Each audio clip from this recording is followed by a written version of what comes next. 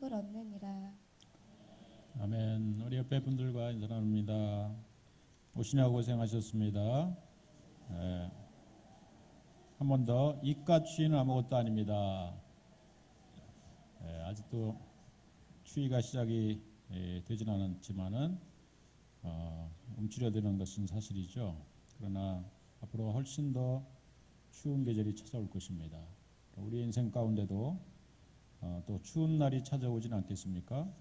그러나 두려워하지 마시고 여러분 어느 순간에도 주님을 붙들고 믿음으로 승리하기를 주의 이름으로 축원드리겠습니다. 외국 사람들이 우리 한국에 와서 신기해하는 많은 것들이 있죠. 우리 TV 프로그램을 보시면은 근데 외국인들이 한국 사람들이 믿는 미신에 대해서 신기해하는 몇 가지가 있다고 합니다. 어떤 것을 우리 한국 사람들이 믿는 미신 가운데 신기해하는 것은 우리는 빨간색으로 사람의 누군가 이름을 쓰면은 안 좋은 일이 생긴다고 해서 빨간색으로 이름을 안 쓰는 것에 대해서 신기한다고 합니다. 또 밤에 휘바람을 불면은 귀신이 온다. 그래가지고요 한국 사람들은 밤에 휘바람 불면은 야 큰일 나 귀신 들어. 그래서 이렇게 말하는 그러한 미신에 대해서 신기하고요. 또 신발을 선물하면은 도망간다. 이것도 신기한다고 합니다. 또 남친이나 남편한테 닭날개를 먹이면 바람을 핀다. 참 재밌는 그 외국 사람들이 아주 신기해하는 한국 사람들이 믿는 미신이죠. 또 덕수궁 돌담길을 걸으면 헤어진다. 이것도 아주 신기해한다고 하죠. 그래서 저도 한 번도 덕수궁 돌담길을 걸어보지 않았습니다. 자, 여러분 외국 사람들이 신기한 한국 사람들의 미신이 있어요. 참 여러분 우리는 이 미신이라고 하는 것을 잘 믿는 경향이 있습니다. 이 미신은 한자로 보니까 이 미자가 아름다울 미도 아니고요. 이 미는 미혹할 미를 쓰고 있더라고요. 사람을 미혹해서 우리의 가지고 있는 신앙의 자유를 빼앗는 이제 이것이 바로 미신이라고 할 수 있습니다. 그럼 오늘 우리가 함께 나눈 이 사도행전 19장에서는 에베소에서 벌어진 그 사건을 기록하고 있습니다. 참 이 에베소 지역은요, 지금 여러분이 유럽을 여행하는 분들은 대부분 이 그리스의 저 남단에 있는 에베소 지역에 가서 에베소의 유적을 보곤 하는데 참 여러분 이 에베소 지방에는요, 참 놀라운 신기해하는 그러한 미신이 하나 있습니다. 그것은 바로 뭐였냐면은 하늘 위에서 어느 날 유성이 떨어졌는데 그 유성의 모양이 마치 사람의 형상을 닮았고 또 사람 중에서 여자의 유방이 여러 개 달린 이제 이러한 돌덩어리가 하늘에서 떨어졌습니다.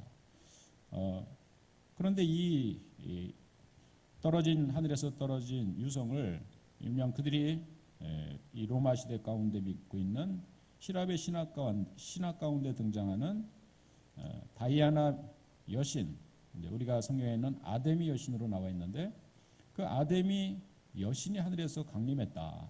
그래서요 이 아데미 여신을 모시는 큰 신전을 만들어 놓습니다. 그 신전이 크기가 얼마나 큰지 길이가 127.5m 그리고 폭이 66m 그리고 127개의 기둥으로 만든 어마어마한 그런 신전을 에베소에다가 건축하게 되죠. 그래서 에베소의 이 신전은 지금 무너졌지만은 에베소 지역으로 우리가 가서 여행을 하다 보면은 그곳에서는 이 신전의 흔적과 또 많은 사람들이 함께 모여서 로마가 건축한 그 건축물들을 보고 오곤 합니다. 참 여러분 이러한 큰 신전이 있다 보니까 이 사람들이 상당히 미신적이었어요. 그래서 이 아데미 여신의 기념품 이것을 파는 장사꾼들이 있었고 또 이 아데미 여신을 그림을 찍은 그러한 부적을 판매하고 그 부적을 소유하면은 여러 가지 애군을 막을 수 있다라고 하는 그런 미신을 가지고 있는 동네가 바로 에베소라고 하는 지역이었습니다. 참 여러분 이 에베소 지역에 가서 사도 바울은 복음을 증거하는데 무려 2년 동안이나 말씀을 증거하게 됩니다. 참 여러분, 그들의 가지고 있는 이 뿌리 깊은 미신의 사상을 뽑아낼 수 있기 위한 그러한 조처는 오직 하나님의 말씀밖에 없는 줄로 알고 두란노 소원이라고 하는 곳을 따로 빌려서요, 그곳에서 2년 동안 말씀을 강론할 때 어떤 일이 벌어집니까? 말씀이 힘이 있어 흥왕하여 세력을 얻으니라. 세력을 얻다는 것은 미신이 타파됐다는 사실이죠. 그리고 마침내 하나님 말씀이 흥왕해지고 많은 제자가 이 에베소 지역에서 생겨졌다는 사실입니다. 여러분, 우리 지역 안에서도 하나님의 말씀이 이 지역을 강력하게 덮어서 마침내 용현동이 면에서 주현동이 되는 그런 역사가 반드시 일어나게 될 줄로 믿습니다. 이러한 에베소 지역의 말씀을 강력하게 증거하는 것과 동시에 사람들이 뿌리 깊은 미신 사상에 젖어 있다 보니까 사도 바울은 또 다른 방편을 가지고 말씀과 더불어서 어떤 것을 사용하냐면은 이들에게 많은 병자들을 고치는 방편으로 19장 12절에 보면은 심지어 사람들이 바울의 몸에서 손수건이나 앞치마를 가져다가 병든 사람에게 얹으면 그 병이 떠나고 악귀도 나가더라 그랬습니다. 사도 바울은 중심은 말씀의 도구로 사용하지만은 그러나 그것과 더불어서 사도 바울의 몸에서 난 손수건, 몸에서 꺼낸 손수건과 앞치마를 가져다가 병든 사람을 고치고 복음을 전하는 도구로서 사용하게 된다는 사실이에요. 참 앞치마와 손수건이 효과를 발휘하는 그런 장면을 우리가 보게 됩니다. 여러분, 참 우리가 성경에서는 이렇게 말씀과 더불어 함께 복음의 도구로 사용하는 그런 장면들이 많이 나옵니다. 심지어는 예수님의 수제자라고 일컫는 베드로가 예수님의 부활 승천 이후에는 참 예수님처럼 사람들이 따르게 되는데 이 베드로가 모든 사람을 다 찾아가서 병을 고쳐줄 수 없으니까 사람들이 사도행전 5장 15절에 보면은 베드로가 오늘은 어느 동네로 지나간다. 그러면은요, 그 동네 병든 사람들이 다 나와가지고 길가 옆에 쫙 기다리고 있는 겁니다. 그러면 모든 사람들이 다 베드로가 안수하거나 베드로의 옷자락을 만지거나 했으면 좋겠지만 그러나 그렇게 하지 못하니까 심지어는 병든 사람을 메고 거리에 나가 침대와 요위에 누이고 베드로가 지날 때 혹 그 그림자라도 뉘게 덮일까 바라고 베드로가 지나가면서 햇빛이 쬐면은 그림자가 덮이게 되는데 그 그림자라도 덮이면은 내 병이 낫겠다라고 믿음을 가지고 길가 옆에 누워 있는 겁니다. 그런데 놀랍게도 사도행전 5장 15절 하반절 16절 넘어가면은 다 나음을 얻으니라. 참 놀랍게도 다 나음을 얻었다는 것입니다. 베드로의 그림자가 덮였는데도 병마가 낫는 이런 기적을 체험했어요. 참 여러분, 희한하고 놀라운 능력이죠. 사실은 이런 미신은요, 성경에서도 많이 그 미신을 바꿔주는 정말 그런 역사들이 일어났습니다. 베데스다 목가에서 물이 동하기를 기다렸던 정말 환자에게 예수님이 찾아오셔서 그 병을 고쳐주시는 역사. 물이 동하는 천사가 1년에 한 번씩 찾아와가지고 물을 움직이는데 제일 먼저 들어가는 사람이 병을 고침받는다라고 하는 그런 미신이 베데스다 연못가에 살고 있는 병자들에게 통하고 있었던 미신이었다는 거죠. 그러나 그 미신을 뛰어넘는 말씀의 근본자이신 예수님께서 그 병자를 고치는 역사가 일어납니다. 또 베드로의 이러한 희한한 기적도 일어났지만은 예수님이 지나가실 때 12해를 혈중으로 앓고 있는 여인도 예수님의 옷자락만 붙잡으면 내가 낫겠다 이런 믿음을 가지고 예수님의 옷자락을 슬며시 잡았을 때 놀랍게도 12해를 피를 흘리면서 고질병 같은 이 혈루병을 고침받는 그런 역사도 일어납니다. 그러니까 여러분, 성경에 보면은 참 이러한 희한한 능력은 어떤 도구를 통해서도 나타나는 것을 보게 됩니다. 옷자락이라든지 또 그림자라든지 또 심지어는 바울의 손수건이라든지. 그렇다면 여러분, 우리도 많은 우리가 말씀과 더불어서 함께 도구도 사용하는 것이 필요한 거죠. 사람에게는 도구를 사용할 수 있는 큰 만물의 영장인 인간에게만 주는 특권이 아니겠습니까? 이 도구, 여러분 우리가 여러 가지 도구들을 많이 또 우리가 사용합니다. 주일학교 사역에서도 때로는 이 마이크라고 하는 것도 참 이게 도구가 아닙니까? 여러분에게 말씀을 전할 때 제가 이 마이크라고 하는 도구가 없으면은 어떻게 여러분에게 오늘도 설교할 수 있겠습니까? 많은 도구들이 사실은 필요합니다. 그러나 잘못하다면은 그 도구 자체에 얽매이는 것이죠.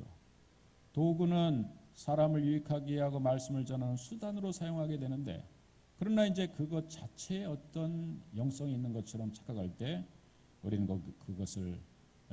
그것에 미혹되는 것이고, 또 거기에 사로잡히게 될 때 우리는 그것을 미신이라고 얘기를 하는 것입니다. 사람을 미혹하게 만든다는 거죠. 그 미신의 배후에는 악한 마귀가 있는 것이죠. 여러분 요즘에도 우리에게는 과학이라고 하는 미명하에 우리가 잘못 믿고 있는 수많은 미신이 있다는 사실이에요. 이 미신은 사람을 미혹하게 하고 거기에 사로잡히게 된다는 것인데, 그것은 이제 일본하고 우리나라 사람들이 특히 미혹되고 있는 일명 사이비 과학 혹은 유사 과학이라고 하는 것이 있어요. 여러분 놀랍게도요, 우리가 각각의 피를 AB형, B형, AB형, D형, 이렇게 D형이 아니죠, O형, 이렇게 이제 우리가 가지고 있지 않습니까? 그런데 이 형은요, 우리가 대부분 그렇게 알고 있어요. A형의 사람은 뭐하다고요? 성격이 소심하다. B형은 뭡니까? 바람 잘 핀다. 그거 모르셨군요.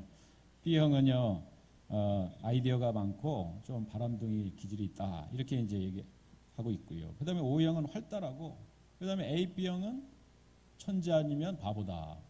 이렇게 사람들이 얘기합니다.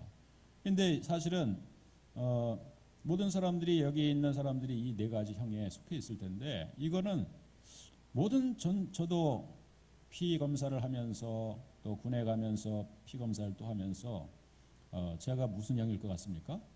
알아맞혀 보세요. 아무튼 여러분, 사람마다 나는 A형이기 때문에 나는 소심하다, 이렇게 생각한다는 겁니다. 이게 어떻게 보면은 그 사람은 소심한 면도 있고 활달한 면을 같이 가지고 있음에도 불구하고, 나는 소심하다라고 하는, A형이기 때문에 소심하다라고 하는 그런 말에 내가 사로잡혀서, 여러분 그 사람은 소심병에 걸려서 늘 소심한 사람으로서 하나님의 더 큰 일을 행할 수 있음에도 불구하고 그는 그냥 소심하게 살다가 소심한 천국으로 가는 것이 아니겠습니까?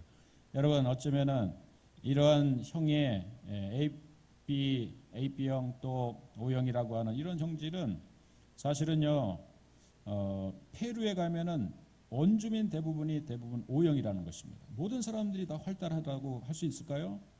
또 유럽 사람들의 대부분의 형질이 사실은 A, B 이 형을 나누는 것조차도 그들은 알지 못한다고 하죠.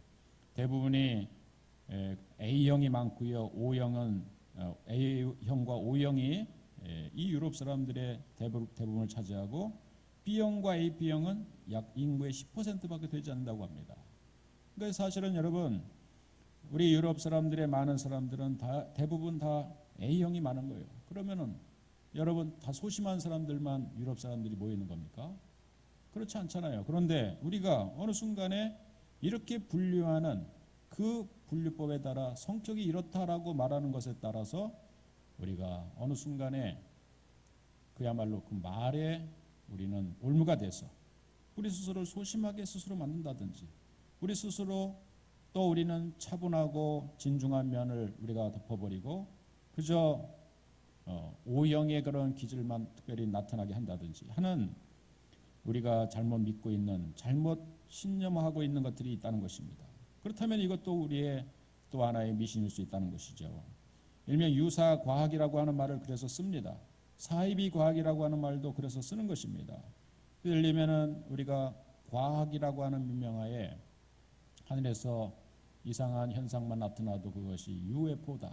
그것은 미확인 물체가 UFO라고 하는 뜻인데, 그것은 규정할 수 없는 것입니다. 그럼에도 불구하고 과학은 이 세상의 모든 어떤 창조의 시작이 성경에서 하나님이 천지를 창조하셨느니라 선언하시며 하나님의 역사가 시작됨에도 불구하고 세상의 과학자들은 또 좀 더 현대인이라고 하는 사람들은 이 과학을 지나치게 신봉한 나머지 이 우주의 기원을 하나님 말씀을 믿으려고 하지 않고 뭔가 인간이 오랜 기간 동안 우리 인간이 진화를 거듭하면서 조금씩 수천억 년을 지나오면서 진화된 결과로서 우리 인간의 현재의 모습이 있다라고 말하고 있는 것입니다. 또 그걸 믿고 있는 겁니다. 그리고 학교에서 그렇게 가르쳐주고 있는 겁니다. 그리고 UFO 우리 우주의 기원이 과학 최고의 첨단 과학은 우주에서 언젠가는 이 지구상에 떨어진 그런 우주인에 의해서 건설된 문화다, 문명이다. 또 이렇게 말하는 사람이 있고 그것을 신봉하는 또 사람들이 많이 있다는 사실이죠. 여러분 이것도 역시 유사 과학이라고 볼 수 있는 겁니다. 여러분 과학에도 사이비가 있다는 사실을 알아야 되는 것이죠. 여러분 우리는 그야말로 우리가 믿는 마음의 신념, 우리가 믿을 수 있는 근거, 그거는 그 세계를 직접 알고 그 세계를 창조하신 분만이 알 수가 있는 겁니다. 여러분 이 세상 만물이 다 하나님의 것이며 하나님에 의해서 창조되었으며 오늘 우리 인간 한 사람 한 사람도 이 겨울에 이제 하늘에서 떨어진 눈송이 하나라도 현미경으로 보면은 그 안에는 마치 그 안에는 하나도 그 눈송이가 똑같은 것이 없다고 하죠. 눈에 보기에는 다 하얀 흰송이지만은 그 안에는 다 다양한 형태를 가지고 있다는 겁니다.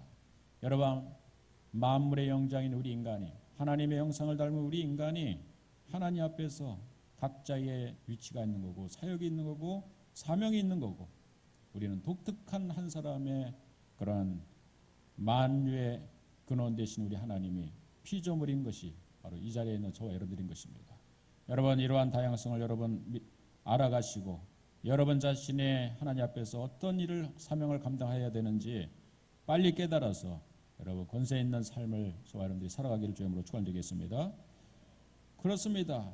우리가 미신과 신앙이라고 하는 것은 어쩌면은 종이 한 장 차일 수 있겠지만은 그러나 잘못 믿고 있고 출발이 잘못된 것이라면은 우리가 때로는 과학이라고 해도 그것은 때로는 미신의 사상에 우리가 사로잡힐 수 있다는 거죠. 미신과 참 믿음이라고 하는 차이는 미신은 우리를 자꾸 우리의 자유를 빼앗습니다. 우리의 인격을 훼손시킵니다. 그러니까 우리가 뭔가 씌우는 거죠. 한마디로 말하면. 여러분 어린 시절에 저도 지나가다가 어떤 점치는 할머니가 그 밥알을 이렇게 뿌리고 그 쌀을 이렇게 흩어가지고 점을 치는 것을 했었는데 아주 어린 시절에 이제 지나가는 이런 무당들이 있었던 것 같아요. 그런데 그 점괘가 뭐였냐면은 저는 물가로 절대 가면 안 된다는 것이었습니다. 그래가지고 제가 수영을 못 배워가지고 그 이후에 물에 빠져 죽을 뻔했어요. 물에 가면은 큰일 난다는 것입니다. 여러분 그런 말이 어디 있습니까? 물은 누구나 조심해야 되지만은 우리가 물을 극복해야죠. 그래서 수영도 배우고 해서 우리가 물에 혹시 어떤 일이 빠져서 우리가 위기에 처하면은 그 물에서 살아날 수 있는 그런 사람이 되어야 되는 거지. 평생 동안 물을 무서워하면서 살라는 것입니까? 그것은 바로 우리의 점괘에 매이는 거예요. 여러분이 사술에 매이시지 않는 여러분들 되길 바랍니다. 우리가 점을 치지 말아야 되는 이유도 거기에 있는 것이에요. 재미로라도 그것을 치면은요, 우리가 거기에 올무 씌운다는 거예요. 결국 미신은 우리의 자유를 빼앗습니다. 우리 인격을 훼손시킵니다. 그러나 참 믿음은요, 우리를 자유롭게 합니다. 진리가 너희를 자유롭게 하리라 라고 하는 말씀처럼 우리가 하나님 말씀으로 더 가까이 가면은요, 우리가 하나님이 인간의 모습을 입고 이 땅에 오신 그 예수님을 점점 닮아가려고 노력하다 보면은 우리 안에서 붙잡혀 있었고 우리 안에 굴레 씌워져 있는 것들이 그 속박에 점점 벗어나는 것을 경험합니다. 우리가 참 하나님의 형상을 발견하게 됩니다. 원래 우리 인간이 죄짓기 이전에 우리 인간은 생육하고 다스리고 번성하라, 땅에 충만하라, 땅을 정복하라라고 하는 하나님께서 우리에게 인간에게 주시는 그런 명령이 있었는데 그 명령을 수행할 수 있을 만큼 우리 인간은 큰 권세와 능력을 이미 갖고 있는 사람들이었어요. 여러분, 우리가 그러한 하나님의 형상을 닮은 우리 인간들, 우리는 오늘도 하나님의 말씀 안에서 참 자유를 얻게 된다 보면은 우리는 어느 순간에 권세 있는 그런 삶을 살 수 있게 되는 줄로 믿으시기를 주님으로 축원드리겠습니다. 그 권세는 어디서 나옵니까? 사실은 오늘 사도 바울은 말씀을 전하는 가운데서 그러한 이 에베소 전 지역을 사람들에게 말씀을 전하고 힘이 있어 흥왕해서 세력을 얻는 이러한 권세를 사도 바울은 말씀을 통해 얻게 됩니다. 그러나 말씀의 도구로서 잠시 쓰임받은 사도 바울의 손수건과 앞치마, 사실은 그 손수건과 앞치마는 어디서 나온 것입니까? 사도 바울이 썼던 앞치마 손수건은 무엇입니까? 사도 바울은 원래는 직업이 뭐였냐면은 그는 율법을 연구하는 학자이기도 했지만은 그들에게는 늘 자신의 율법 학자이지만은 자신이 먹고 사는 것에 대해서는 분명한 직업을 가졌던 사람이에요. 그것은 이 사도 바울은 길리기아 다소라고 하는 지역 출신이었는데 그 지역의 사람들은 누구나 한 가지 할 수 있는 큰 특별한 능력이 있었습니다. 그것은 텐트를 지어 만드는 가죽 세공업을 잘하는 그런 기술을 선조들 때부터 물려받았던 것입니다. 그래서 사도 바울은요, 늘 어느 곳에 가든지 복음을 사도 바울이 3차, 4차에 걸친 전도여행을 다니게 되는데 그는 사역의 초기에는 낮에는 주로 텐트를 어느 지역에 가든지 지어 만들면서 그는 일을 했습니다. 그리고 저녁이 되면은 사람들을 모아놓고 복음을 전하는 이 두 가지 일을 사역을 했었는데 후반기에 가면 갈수록 말씀을 전하는 일에 더 치중해서 전임 사역자가 되면서 텐트를 지어 만드는 일은 그만두고 말씀을 전하는 일에 이제 더 집중하게 되죠. 쉽게 말하면 파트 사역자에서 전임 사역자가 됩니다. 그런데 사도 바울이 지금 오늘 그의 몸에서 난 손수건과 앞치마는 언제 쓴 것입니까? 그가 텐트를 지어 만들면서 주경 야독하면서 낮에는 열심히 일하면서 텐트를 지어 만들 때 흘렸던 땀방울을 닦고요. 또 가죽 세공업을 하면서 무드질을 하면서 자기 앞에 옷이 휘어지지 말라고 앞치마를 덮었는데 바로 그 앞치마인 것입니다. 사도 바울의 몸에서 난 손수건과 앞치마는 그가 열심히 일하면서 흘린 땀을 닦았던 그러한 흔적이 남아있는 것이 바로 사도 바울의 손수건과 앞치마죠. 그리고 무엇보다도 이 손수건과 앞치마에는 무엇이 붙어 있습니까? 갈라디아서 6장 17절에 보면은 그는 이렇게 고백합니다. 내가 내 몸에 예수의 흔적을 가졌노라. 한번 따라해 볼까요? 나도 예수의 흔적을 갖고 싶네요. 자, 예수의 흔적이라고 하는 것이 뭡니까? 그것은 예수님의 삶의 흔적을 말하는 것이죠. 예수님이 어떻게 살아오셨습니까? 예수님은 30의 나이에 청년의 나이에 그는 공적인 사역을 시작하시면서 그 3년간의 사역은 사실은 말씀을 증거하는 일에 주력하셨지만은 또 많은 기적과 이적을 행하시는 일을 하셨지만은 고난으로 점철된 삶이 이 예수님의 3년간의 공생의 사역이었어요.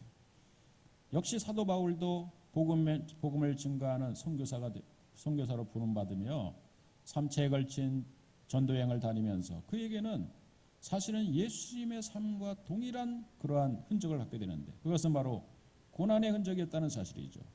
그는 고린도후서 11장 23절부터 27절까지 이렇게 좀 장황하지만 스스로의 예수님의 흔적에 대한 고백을 하고 있습니다.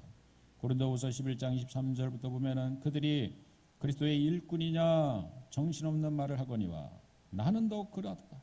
이 얘기가 뭡니까? 다른 사람은 그리스도의 일꾼이다 말하는데 사실 예수의 흔적이 별로 없는 그리스도의 일꾼이라는 거죠. 그러나 내가 만약에 자랑을 한다면은 내가 자랑할 것이 있는데 그것은 예수님의 흔적에 대한 자랑을 내가 하겠다.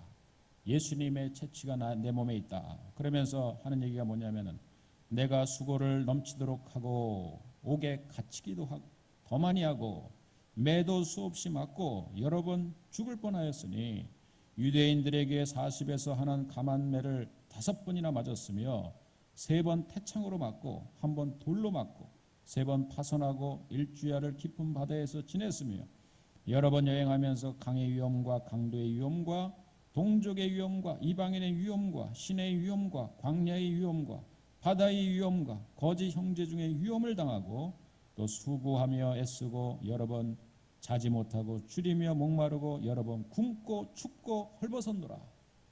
이런 예수의 흔적에 대해서 얘기합니다.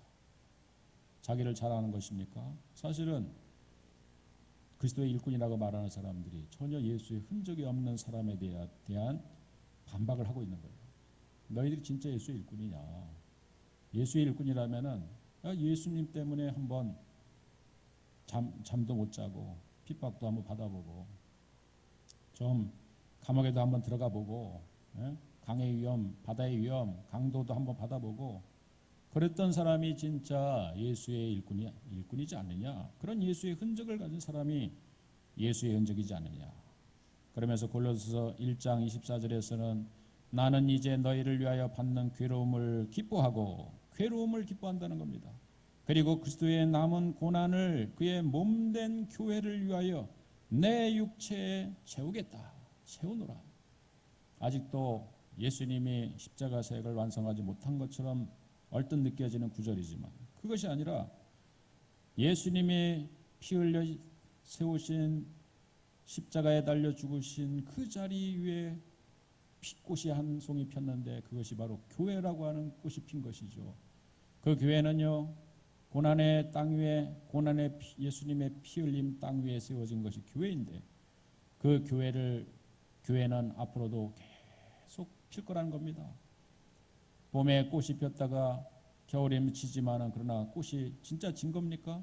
그 다음에 해가 넘어가면 또 따뜻한 봄이 찾아오면 다시 꽃이 피는 것처럼 2000년이 지나는 동안 많은 고난 가운데 교회는요, 때로는 핍박을 받고 어려움을 당하지만 다시 또 피어나는 꽃처럼 다시 교회가 세워진 거죠.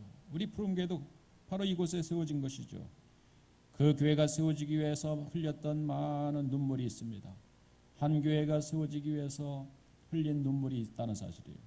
또 땀방울이 있다는 사실, 피가 있다는 사실이죠.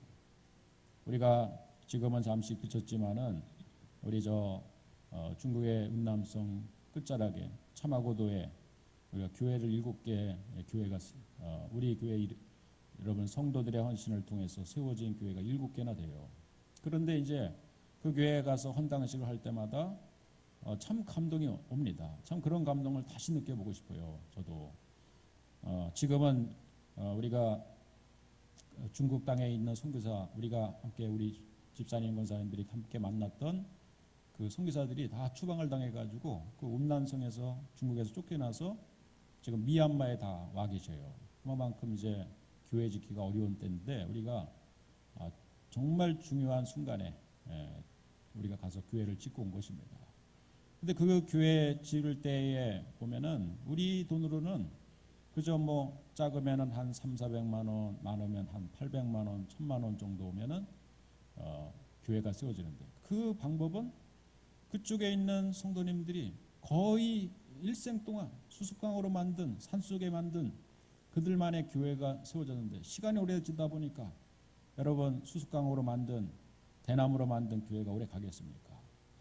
헐어지고 바람이 불어오면은 바람이 새고요.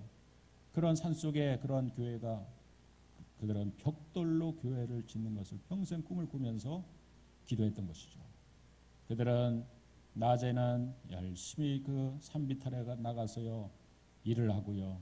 저녁에 들어오면은 예배를 드리면서 그들은 그들의 손에 의해서 만들어진 교회를 세워지기 위해서 조금씩 헌금을 합니다. 그게 10년이 되고 20년이 된 거예요. 그 헌금이 모아진 게 기껏해야 한 1000만 원 정도 되는 거예요. 그럼 우리 한국교회에서 그 소식을 들어서 우리가 한 40% 그들이 준비한 헌금 한 60%를 합쳐가지고 교회가 세워진 것입니다. 참 여러분 그 교회 가서 헌당식을 할 때마다 우리는 그곳에서 그들의 눈물을 보죠. 참 그들이 평생 동안 교회를 짓기 위해서 노력했는데 얼마간의 자금이 부족한 그 자금을 우리 한국교회 성도들이 역시 눈물로 낸 헌금들인데 그것이 합쳐져 가지고 아름다운 예배당 건물이 세워지고 헌당식을 할 때 안 오는 사람이 없는 겁니다. 그들의 찬미는 정말 하늘에서 내려온 천사들이 물론 곡조가 틀리고 가락은 틀리더라도 그들이 부른 이 찬송가 한마디는요 정말 그 안에 삶이 숨어져 있는 그들의 애절한 그들의 정말 그동안에 쌓인 수많은 고통과 고난이 주님의 몸된 교회를 세우면서 공산주의 안에서 신앙의 자유를 지키면서 신앙을 지키며 교회 하나를 세우기 위해서 노력했던 그들의 열심의 눈물이 바로 그 예배당 안에서 울려 퍼지고 있는 것입니다. 여러분 바로 이것이 하나님의 몸된 교회를 위해서 세운 치열한 삶의 흔적이 남아있는 아름다운 예배당이죠. 여러분 우리 교회라고 하는 것이 한국교회 가운데 많이 있다고 해서 여기저기 교회가 있다고 해서 그 교회가 쉽게 세워진 것 같죠. 그러나 막상 그 교회 가서 이 교회가 어떻게 이곳에 세워졌습니까? 물어보면은요 다 그러한 애환이 있는 겁니다. 그 안에 숨은 비화들이 있는 것입니다. 또 하나님의 기적이 있는 것입니다. 여러분 우리 푸른교회도 그러한 기적 속에서 지금 이 교회가 세워진 줄로 믿으시길 주님으로 축원드리겠습니다. 이러한 교회는 앞으로도 계속 세워져야 될 줄로 믿습니다. 그렇습니다. 여러분 사도 바울은 예수의 흔적을 내가 갖겠다고 하면서 그 예수의 흔적 주님의 몸된 교회를 세우기 위하여 땅끝에 세우기 위하여 그는 잠을 자지도 못하고 매를 맞기도 하고 배고프고 목마르는 여러 번 춥고 굶고 헐벗으면서 고통당하며 때로는 눈물 질 때 눈물을 닦았고 때로는 매를 맞으면서 피를 흘리며 상처가 나면은 그 손수건으로 간신히 어떤 조치도 하지 못하며 그 상처를 감쌌던 그 손수건 그것은 바로 예수님의 흔적이었어요. 그것은 예수님의 말씀이 능력이 있는 분명히 있지만 그러나 말씀을 대언할 수 있는 정말 예수님의 도구가 된 것이 사도 바울의 손수건이었다는 사실이죠. 여러분 이 손수건을 사람들에게 덮으니까 거기에 놀라운 여러분 병자가 고침받고 놀랍게도 병마가 떠나가는 악귀가 떠나가는 그런 역사가 있게 된 줄로 믿으시길 주님으로 축원드리겠습니다. 그렇습니다. 우리 모두가 예수의 흔적을 간직할 수 있기를 주님으로 축원드리겠습니다. 한번 따라볼까요? 내 손수건을 꺼내자. 말만 하지 말고 한번 꺼내보세요. 손수건을 요새 우리가 없지만은 누군가 여러분 눈물 흘리면 우리가 손수건을 옛날에 주던 이런 시절이 있었습니다. 또 지금은 티슈를 준다든지 그러겠죠. 그러면 내 손수건을 꺼내라 이런 말 대신 내 크리넥스 티슈를 꺼내자 이렇게 이제 제목을 바꾸는 게 좋겠네요. 아무튼 여러분 우리는 치열한 삶의 현실을 치열한 삶의 현장 속에서 우리는 한 믿음의 성도들이 오늘 살아가면서 치열한 삶의 흔적을 우리는 가져야만 되는다는 사실이죠. 그것을 안 갖고 이 고난을 우리가 여러분 고난의 흔적을 내가 갖지 않고 편안하게 신앙생활 하려고 또 더 행복한 그런 삶만을 우리가 추구하려고 우리가 교회를 선택했다면 교회를 선택했다면 그 사람은 한 종교를 선택한 것이죠.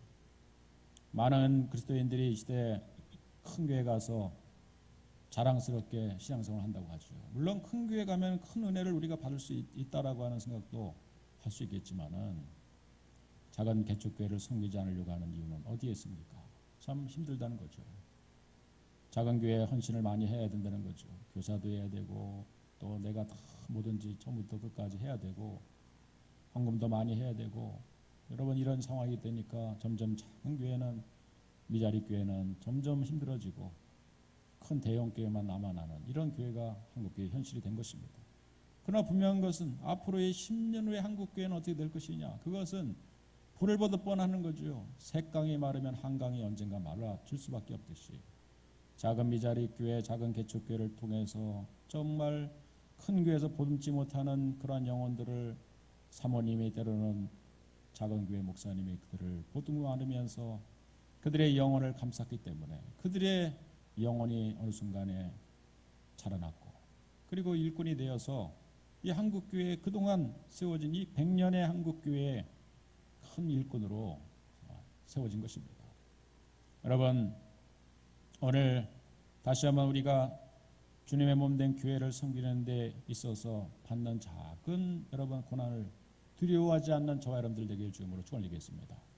한번 교회를 위해서 여러분 잠도 한번 못 자보고, 교회를 위해서 한번 정말 한번 희생도 해보고, 그런 일을 여러분 내 일생 가운데 한번 해보지 않겠습니까? 그것이 여러분 결국 예수의 흔적을 내가 갖게 되는 거예요. 큰 집 사서 좋은 자동차 사서 내가 한번 자랑거리 삼는 것도 좋겠지만, 하나님의 교회를 위해서 교육관을 세워서 그것이 앞으로 100년 동안 이 지역의 어린 영혼들을 키우는 양육하는 그런 도구로 쓰임 받는다면, 나는 비록 조금 적은 자동차 사고 적은 집에서 살지언정 여러분 그 사람은 예수의 흔적을 남기고 가는 사람들인 줄로 믿습니다. 여러분, 그런 헌신이 적극적으로 우리 가운데 있어지기를 주님으로 축원드리겠습니다. 축원을 드리겠습니다. 그런데 이제 이러한 예수의 흔적을, 그 흔적을 흉내내는 사람들이 생긴 사람들이 있어요. 그것은 이제 오늘 본문 가운데 동일하게 등장하고 있는데, 그것이 이제 19장 14절에 보면은 어떤 사람이냐면은 유대의 한 제사장 스게와 일곱 아들, 그 전체 13절부터 읽으면은 이런 구절에 있습니다. 이에 돌아다니며 마술하는 어떤 유대인들이 시험 삼아 악귀 들린 자에게 주 예수의 이름을 불러 말하되, 내가 바울이 전파하는 예수를 의지하여 너에게 명하노니, 옛날 성경에서는 예수를 빙자하여 너에게 명하노니, 유대의 한 제사장 스게와의 일곱 아들도 이 일을 행하더니, 사도 바울이 손수건 가져가가지고 덮으니까 막 귀신이 떠나고 병마가 낫는 이걸 보니까 가만히 보니까 사도 바울이 무슨 주문을 외는 것 같아. 그것은 바로 예수의 이름으로 명하노니, 이런 말을 하고 손수건을 덮는 거예요. 그러니까 병마가 고침받는 걸 보고, 야, 저기에 그 묘수가 있구나. 예수의 이름이라고 하는 것을 쓰니까 저런 수리수리 마수리 대신 내가 예수의 이름으로 그 이름을 쓰니까 병마가 고침받는구나 해가지고요, 이제 수리수리 마수리는 버리고 예수의 이름으로 내가 명하노니 하면서 흉내를 내서 귀신한테 도전하니까, 15절에 보니까 악귀가 대답하여 이르되, 악귀도 대답합니다. 이르되 내가 예수도 알고 바울도 알거니와 너희는 누구냐 하며 악귀 들린 사람이 그들에게 뛰어올라 눌러 이기니 그들이 상하여 벗은 몸으로 그 집에서 도망치는지라. 여러분, 참 수치스러운 일이 벌어집니다. 예수를 믿는 것과 예수를 빙자하는 삶이 다르다는 것을 확연히 보여주고 있는 말씀이 아니겠습니까? 여러분, 오늘 우리는 예수님을 믿고 있습니까? 예수를 빙자하고 신앙생활을 하고 있습니다. 교회를 다니고 있습니까? 여러분, 빙자한 것은요, 삶이 없는 거예요. 빙자한 것은 흔적이 없는 것입니다. 치열한 삶의 믿음을 지키기 위해서 주님의 몸된 교회를 세우기 위한 치열한 흔적을 갖고 있지 않은 사람이 단지 말로만 예수의 이름을 빙자하며 살고 있는 거예요. 그런 사람들을 누구나 교회 다니는 사람이기 때문에 교인이라고 말할 수 있죠. 또 어떻게 보면은 그리스도인이라고 말할 수 있을 거예요. 집사님이 될 수 있고 권사님이 될 수 있고 장로님이 될 수 있고 목사도 될 수 있는 겁니다. 그러나 삶이 치열한 삶의 흔적을 가지고 있지 않는 그들의 말은요, 공허한 메아리에 불과할 것이고, 오히려 마귀도 알고요, 악귀도 알고 뛰어올라서 오히려 압도를 하고 있는 거예요. 쉽게 말하면 그리스도인이 귀신한테 잡혀먹는 거예요. 참, 여러분, 이런 끔찍한 일이 벌어질 수 있겠습니까? 유대인의 한 제사장 스게와의 일곱 아들들이 어쩌다 이렇게 됐습니까? 아버지를 통해서 제사장의 사명을 감당하는데 이 제사장이 사이비 제사장이 된 거예요. 여러분, 어쩌면 우리가 삶에 치열한 흔적이 없는 이러한 그리스도인을 자꾸 양산해가는 한국교회가 된다면 결국 우리는 스와게의 일곱 아들들을 많이 만들어낼 뿐에 불과한 것이죠. 여러분, 여러분의 세상에 나가서 이제부터 이 예배가 마치고 나면은 여러분들은 진짜 그리스도임을 증명해야만 되는 일이 여러분의 삶에 맞닥뜨려질 거예요. 어떤 경우에는 저는 삶의 흔적을 사도 바울처럼 우리가 할 수 없겠지만은 그러나 우리는 일단은 두 가지로 분류할 수 있을 것 같아요. 우리가 할 수 있는 일은. 그건 뭐냐면은 한 사람의 그리스도인으로서 하고 싶지 않은 일이 있을 겁니다. 하고 싶지 않은 일이 있어요. 그러나 그 일에 대해서 해야만 돼 그리스도인이기 때문에 해야만 되는 일이 발생할 수 있는 거고. 또 반대로 얘기한다면은 그것은 안 해도 되는 일입니다. 그럼에도 불구하고 굳이 해야만 되는 일이 발생할 수 있는 거예요. 여러분 그런 상황 속에서 나는 예수의 흔적을 어느 순간 가질 수 있는 거예요. 예를 들면은 술자리 친구들과 어울려 가고 또 함께 동료들이 술자리 가가지고요. 내가 다른 사람은 다 건배하면서 참이슬을 마시려고 할 때 나는 더 순수한 이슬이 있습니다. 그것은 칠성 사이다입니다. 해가지고 사이다를 들 수 있는 용기가 있다면은 여러분 사람들이 조롱할 거예요. 야, 너 술도 못 먹냐? 또 사회생활하고 직장을 하려면은 이 술자리를 즐길 수 있어야 돼. 그러면서 우리 동료들과 친구들의 자리 속에서 여러분이 그 술을 거부할 수 있는 이 술 문화를 거부할 수 있는 사람이 된다면은 어쩌면 왕따가 되는 겁니다. 그러면 여러분 그 왕따가 된 것이 여러분들에게는 스스로 예수의 흔적을 어느 순간 갖게 된 거예요. 야, 정말 너는 술도 한 잔 못하는 쪼다다, 병신이다. 그런 소리 듣는 이 자체가 여러분 이미 예수의 흔적을 내가 갖게 된 거예요. 예수님의 이름 때문에 여러분 그런 소리 들었다면 물론 진짜 술을 못해가지고 못할 수도 있겠지만 그러나 할 수 있지만은 먹는다면은 말술을 먹을 수 있는 사람이지만 내가 그것을 오늘 거부하면서 나는 이 술 문화보다는 나는 오늘 이 자리에서 너희들에게 한 장을 나눠주겠다. 우리 푸른교회 전도지 임동진 목사님 이번 주에 오는데 너네 올 거냐 할 거냐 하면서 그 자리에서 전도지 한 장을 나눠줄 수 있다면 여러분 분명히 무슨 소리 들을 수 있겠죠. 그러나 여러분 그런 삶을 살아가는 우리 한 사람의 그리스도인이 세상에서 있다면 여러분 직장에서 있다면 그 작은 예수의 흔적을 나타내는 예수님의 여러분 모습을 나타내는 바로 그 한 사람이 있다면 여러분 오늘 거기서부터 사도 바울이 가졌던 손수건과 앞치마의 능력은 분명히 나타나게 될 줄로 믿습니다. 그 사람의 전하는 말이 어느 순간에 능력이 되고 권세가 되어서 잃어버린 한 영혼이 되찾아내는 역사가 예수의 흔적을 가진 그 한 사람을 통해서 나타나게 될 줄로 믿습니다. 그냥 어쩌다 사람들이 죽게 돌아오는 것이 아닙니다. 바로 우리가 복음의 징검다리 역할을 하는데 누군가 나를 밟고 지나가야지 징검다리죠. 작은 고난을 여러분 두려워하지 마시고 내가 다른 사람부터 멸시와 수욕을 당할 수도 있고 또 때로는 바보 소리도 들을 수 있겠지만 그러나 오늘 그 한 사람을 통해서 오늘 하나님이 역사하신다는 것을 믿으시길 주님으로 축원드리겠습니다. 그 고난을 두려워하지 않기를 주님으로 축원드리겠습니다. 저는 마지막 한 가지를 소개하고 마칩니다. 최근에 일본에서 어떤 것이 유행처럼 번지고 있냐면은 그것은 울음 치료사가 등장하고 있어요. 울음 치료사. 이게 뭐냐면은요. 그 일본 사람들이 참 정서적으로 참 울음이 많아요. 또 그런데 사실은 울 수 있는 기회가 없으니까 아예 이벤트처럼 아주 슬픈 영화를 사람들을 이제 보게 만듭니다. 그러면 이제 사람들이 아주 슬픈 영화를 보고 나서 눈물을 흘릴 때 그때 멋있는 남자 얼짱 그 치료사가 손수건을 들고 등장해서 울고 있는 여자의 눈물을 이렇게 닦아준다고 합니다. 그러면 그게 이제 그 여자는 참 처음에는 당황스럽겠지만은 우는 여자한테 멋진 남자가 나타나가지고 손수건으로 눈물을 닦아줄 때 거기에서 정말 그동안 쌓인 모든 스트레스가 다 해소된다는 거예요. 그래서 웃음 치료사는 많이 등장하는데 울음 치료사는 일본에서 지금 생겼다고 하시고 여러분 새로운 잡으로 한번 여기 잘생긴 우리 분들이 한번 나서보면 어떻겠습니까? 여러분 여기서 저는 한 가지 힌트를 얻습니다.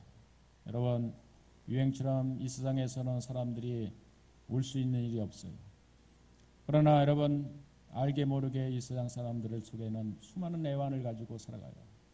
그들이 속에는 기쁨도 있지만 그 내면에는 숨은 애환들이 있어서 울 수밖에 없는 그런 상황에 직면한 사람들이 얼마나 많습니까? 아파서 울고요, 헤어져서 울고요, 또 이 세상을 살다 보니까 삶이 버거워서 울고요. 그런 사람들에게 우리가 꺼내야 될 손수건이 있습니다. 그것은 말씀의 손수건이고요. 또 우리가 따뜻하게 그들의 손을 잡아주는 손수건을 우리 한 사람도 다 꺼낼 수 있다는 거죠. 말 한마디, 우리의 말 자체가 바로 손수건이 그들의 눈물을 닦아줄 수 있는 손수건이 될 수 있다는 것입니다. 여러분, 이 손수건을 여러분 함께 꺼내지 않겠습니까? 오늘 오후에도 마지막 우리가 나가서 캔커비 전도를 할 때 말 한마디 따뜻하게 해주면서 춥지만은 더 추우라고 시원한 캔커피 드립니다 하면서 정 안 되면 집에 가서 데워 드세요 이러면 되지 않습니까? 그러면서 우리가 오늘 오후에도 나가서 한마디 말하는 것이 여러분 그 사람에게는 일생일 참 어떻게 보면은 울음을 닦아주는 오늘 이 울음 치료사처럼 저와 여러분들의 말 한마디가 그들을 위로하는 진정한 힘이 될 수 있을 줄로 믿습니다. 이번 한 주간도 믿음으로 승리하기를 주님으로 축원드리겠습니다. 함께 기도합니다. 너희는 세상의 빛이라 산 위에 있는 동네가 숨기우지 못할 것이요 사람이 등불을 켜서 말 아래 두지 아니하고 등경 위에 두나니 이러므로 집안 모든 사람에게 비추느니라. 이같이 너희 빛을 사람 앞에 비추게 하여 너희의 착한 행실을 보고 하늘에 계신 너희 아버지께 영광을 돌리게 하라. 아버지 하나님, 나의 착한 행실, 그것은 나의 눈물을 닦은 또 나의 주님의 몸된 교회를 섬기기 위해서 흘렸던 작은 고난의 땀방울을 닦았던 손수건, 그것이 바로 큰 능력이 있고 또 악귀를 압도할 수 있는 권세가 있는 손수건을 우리 모두가 다 소유하고 있는 사람들이 오늘 이 자리에 있는 우리 한 사람의 푸른교회 성도님들인 줄로 믿습니다.